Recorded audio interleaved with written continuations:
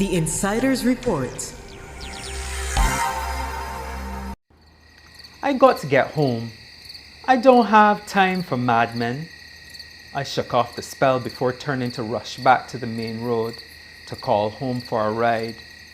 Imagine my face when I see him about 10 feet before me, crouching, a cat about to pounce on a sparrow. His eyes were coconut jelly white. No noise would leave my throat, but this superhuman started again. "You know who he is?" he asked in a wispy voice, slowly uncoiling, confident that I wouldn't have an answer. "I is your savior!"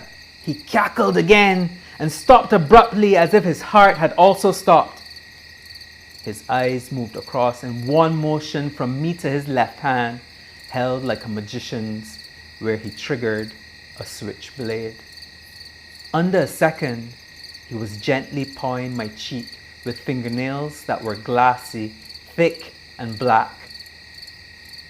His silver lizard eyes flitted around my face, but soon they found mine, and the thought came comforting: no fear, no fear. Then his fast blade, followed by his mouth against my neck. That was the voice of Barbadian writer Martin Boyce, as he read an excerpt from his award-winning short story, Heartman, a dark and mysterious tale of how a walk home one night brings an individual face to face with one of the island's most feared and devilish characters. I'm Jamal Weeks, and in this edition of Storytellers, I have a discussion with Martin about his work and what motivates him to write. We'll also discuss two of his stories, Heartman and Mother Sally, and explore their significance in the vast library of Barbadian written works. Please stay tuned. Martin Boyce was born in Kingston, Jamaica, and grew up in Barbados. He is a well-traveled polyglot, speaking Spanish, English, Portuguese, and Bajan. He's lived in Japan, Spain, Colombia, and Panama, where he taught English. And he also lived in Costa Rica, where he worked on an organic farm. As we sat and discussed his introduction to writing, he beamed as he spoke. I started to write as a teenager. I started journaling, actually, as a form of self-therapy to figure out my own head. My writing is an extension of who I am, I think. And specifically, I think that my characters, they evolve as I do. You've lived in different parts of the world. Mm-hmm. Coming back here, how does that experience shape your view of culture and then kind of what you want to pull from it? Well, one thing that I see for sure is that visibility in diversity is really important. That visibility is important because what I have discovered is that we are all united in our basic motivations and a basic need really for belonging. And that's bigger than any one of us, I think, because it's a characteristic of humanity, I think, a need to belong to a group. His first published work was Heartman, the story read at the beginning of our program. Martin says that this NIFCA Silver Award-winning piece was one which he wrote in 2005 as a continuation of his own personal effort to explore his own thoughts and feelings about life. I wanted to write an imagining of the Heartman that is a bit more easy to relate to, perhaps, and not as literal. You know, and specifically in the Heartman, I talk about this transition, a transition from really the Heartman in this story is a metaphor for adolescence. And in this case, you've got a character that the protagonist meets on a deserted road. And what occurs is unavoidable to a certain extent because he's overpowered by this thing. And this thing, of course, there are other readings of it, and I prefer not to tell my readers how to see it because it can be interpreted in so many different ways. But at the time that I wrote it, that was my idea. It was the passage from boyhood to adulthood. which required a death of sorts. The boy has to die to who he was in order to become who he is to be. As Martin continues to draw on his own lived experience to share stories from his unique perspective, his art, full of outstanding and unique experiences, thrives. Mother Sally, a short story which is found in his book My Sister's Voices and Other Short Stories, also deals with a very familiar character from the Barbadian folk tradition. The story, which is full of drama and intrigue, is a carefully crafted tale that touches on many important issues in Barbadian society, from cultural awareness and violence to discrimination.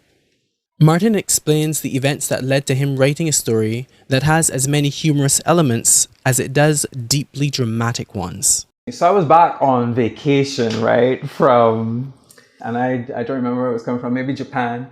And I have this friend who's up for anything. I was like, you know what? Let's go down Kadooment Day as Mother Sally's. And he was like, all right.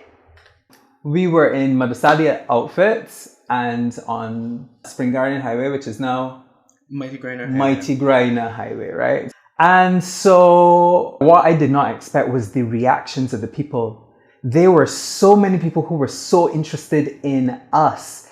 Those reactions varied depending mostly on not only gender, but the age of the people. Yeah, which was a very interesting thing to see how people responded differently to two men dressed as Mother Sally's. A woman with a drooped over bottom lip scanned me from top to bottom. Her frown had a smile behind it, a look you might give your priest on Sunday morning after seeing him coming from Bush Hill on Saturday night. I must walk up, I thought. Therefore, holding her in my gaze with my mouth twisted to one side, I started a style of walk up at which I was particularly mirror good. Down with a slow whine, I put the blender on puree coming back up. I was ready for the smile to break through, but the woman's face said something still didn't smell right. You know what Mother Sally is? I asked, certain I couldn't take a cuff from her. She broke off one more look at me and sang out, yeah, I know what Mother Sally is. But you ain't neither Mother Sally. Them does be fatter and the behind does be out to here, she indicated, measuring with her arm. Relieved she wasn't accusing me of just wanting to wear a dress, I, pooch back Pam, walked up some more. This time her sister, Holy Street Walker, beat her with the Bible and called her abomination! But she was the epitome of female fertility, which is what I had read they should represent when I googled Mother Sally. Pooch Pat Pams was on exhibition, while Holy Street Walkers was in the church. Where did the giggly little boy come from? Nobody was nearby who might own him. No one to say, boy you, what you doing? Sit your tail down here for me.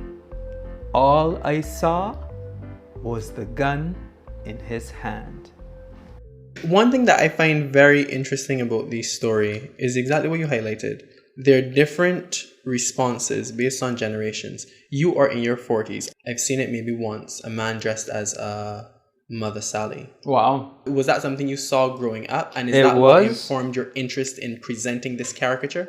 Definitely. I mean, I knew the Mother Sally to be a man dressed as a woman in a mask. This idea of dressing as a character goes back to Yoruba tradition and African masks. We know there are different types of masks.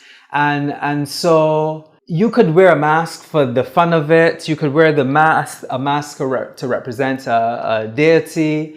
There are different reasons. And I, growing up, knew the Mother Sally to be a man in a mask, dressed up with the exaggerated features, you know.